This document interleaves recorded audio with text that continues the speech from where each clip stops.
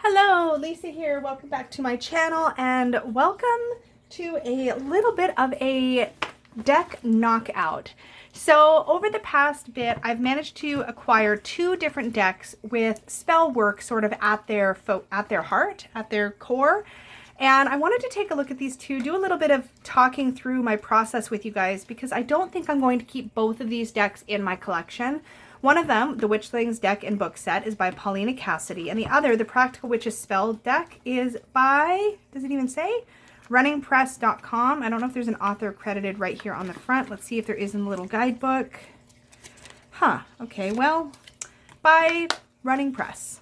So I recently acquired this deck. I've had this deck in my collection for quite some time, so this one may have a bit of an advantage, but I just want to sort of think out loud with you guys on the cuff what my process sort of looks like and like kind of let you in on that a little bit. So let's take a look first at the Witchlings Deck and Book Set. So this comes in a really nice little two-piece box. It is currently the only deck I have in my collection that features Paulina Cassidy's artwork. One thing I do really like about this deck is this sweet little book of spells that comes with it. And just to give you an idea, it has quite a bit of information. So in the beginning, there's some information about some spellcrafting equipment. There's a candle color magic guide you can use to choose a color of candle appropriate to the work that you want to do. There's an herb and spice correspondence and an essential oil correspondence list, and then you get right into each spell.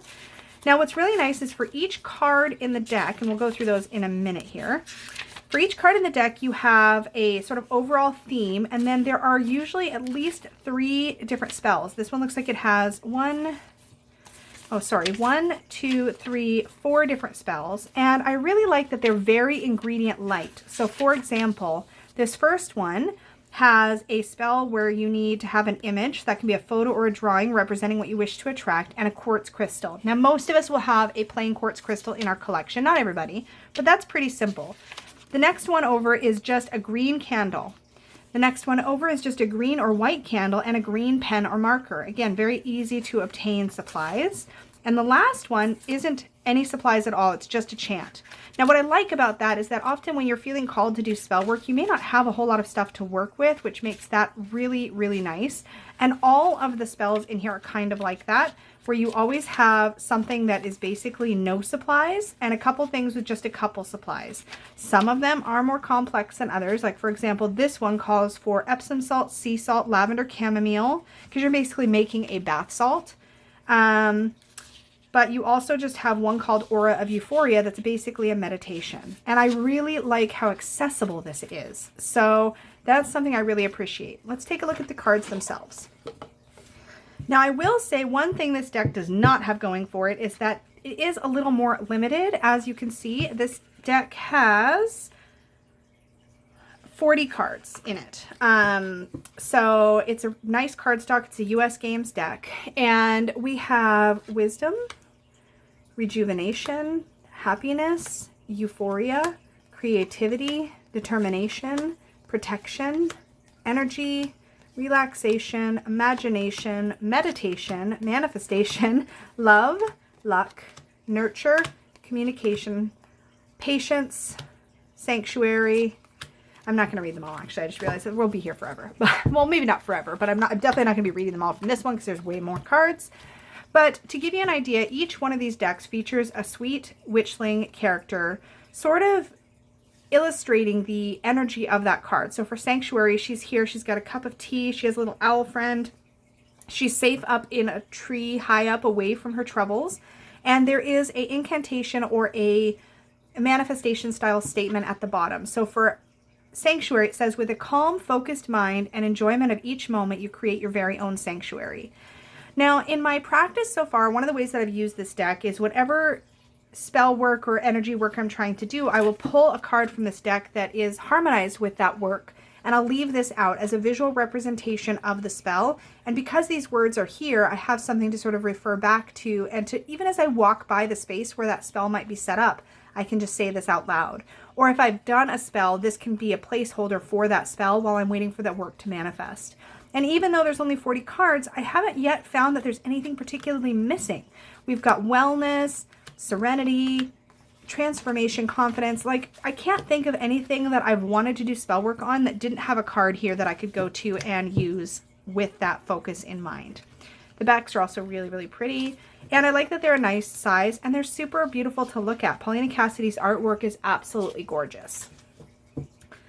All right, so let's take a look at the Practical Witches spell books and sort of its, or spell deck rather, and its sort of nuts and bolts. So this has, does it say how many? Oh, 100. This has 100 cards in it. So it comes in this little magnetic wraparound box. The little booklet is just sort of tucked into a little holder here. That comes out like that.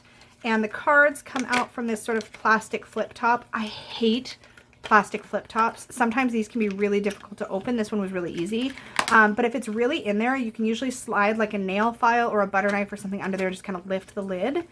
But this one seems to open pretty easy. The cards themselves are pretty nice. They have this really pretty antique gold gilding. And the backs sort of denote the different categories. So you have altar spells. You have everyday spells. It goes to here. Healing spells. House spells. Love spells. Money spells. Moon spells. And that's it. Okay, so we've got 7 categories for spells. When it comes to the book, let's talk about that first. There's not a ton of information in here. This would be a really great deck to get somebody who's never done any kind of magical work. There's a little introduction to the art of witchcraft and a little bit here about tools, like just a very little bit. So it talks about the athame, the bowline, the book of shadows, the broom, the cauldron, magic cord, blessing bowl, and wand. And then charging, how to charge your ritual tools, basically.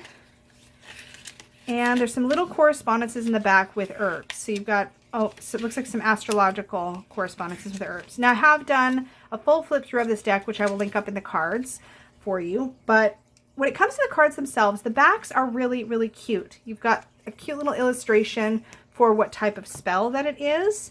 And I really like that. I think these are super adorable. However, on the front, we have just text.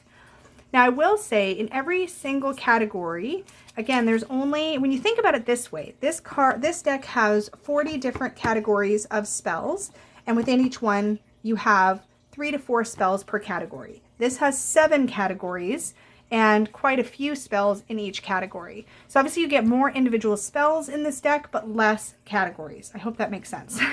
So in the altar spells section, for example, again, I will say that this seems to be ingredient light. In fact, let's just see. Add tokens that represent peace of mind to your altar, including crystals, flowers, and candles. And then there's a chant. This one has, on the first rainy day of the spring season. Okay, now I'm going to just own my stuff here. Timing is really important with magical work. My personal magical practice is fast and loose in the sense that I like to be really spontaneous with my spell work. I don't like to, if I want to do a specific spell, I don't want to have to wait for the first rainy day of the spring season. I'm never going to remember to pull that spell out on that specific time. This is just to light a candle, so that's an easy one ingredient wise. There's a blade blessing here that just involves your athame. It doesn't look like you need to have a whole lot of materials here. I do wish that there had been on these layout a little ingredients list just at the top or even at the bottom, letting you know what you would need, because you kind of have to read each one to figure out what it's going to want you to use. Like this one has, place the candle on your altar beside a vase of purple flowers. Okay, well, I don't know if I'm going to have purple flowers handy, you know? So it's hard to say how complicated or simple these are. For the most part, they seem to be fairly incantation heavy, which is fine if that's what floats your boat. This one, write your intention on a piece of paper and place an anointed candle in a candle holder, light it and say. That one's pretty simple. So let's take a look at a different category. Let's look at money spells. So here,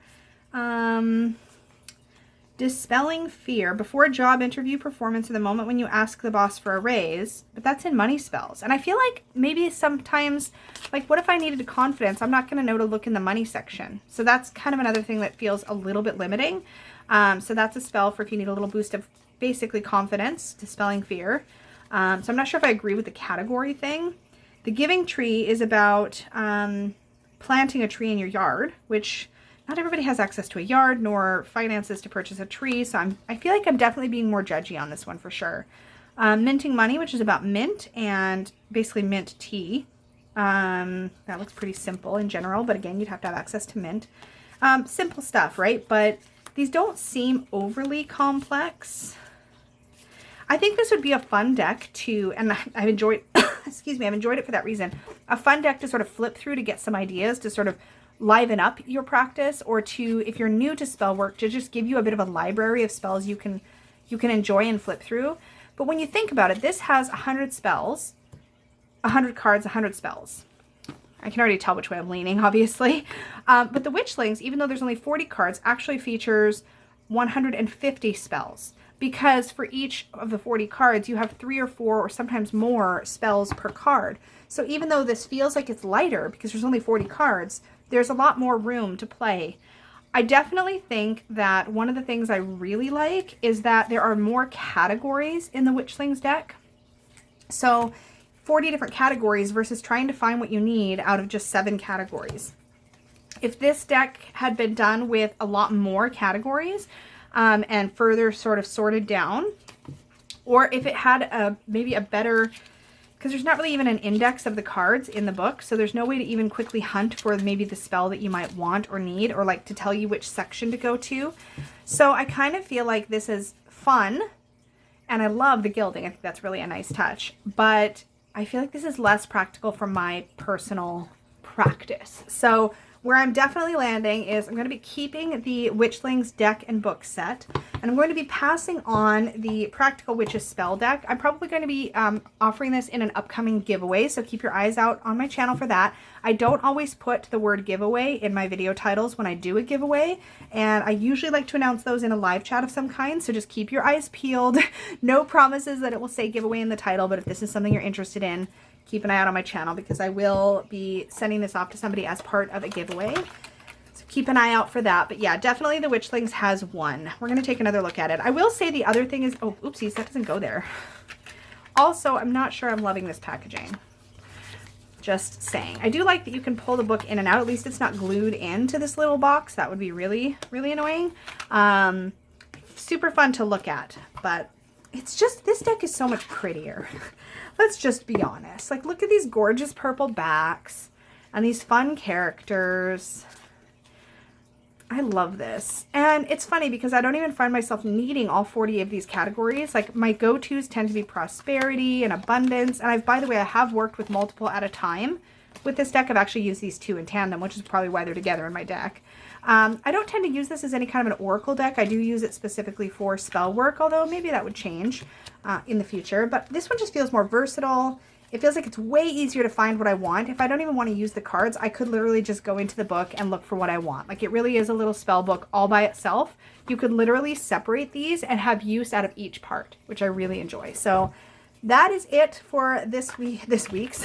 I don't do these every week. That's it for this deck comparison knockout. The winner is definitely Witchlings deck and book set. Keep an eye out on my channel for an upcoming giveaway for the Practical Witches spell deck. And until next time, you guys, bye!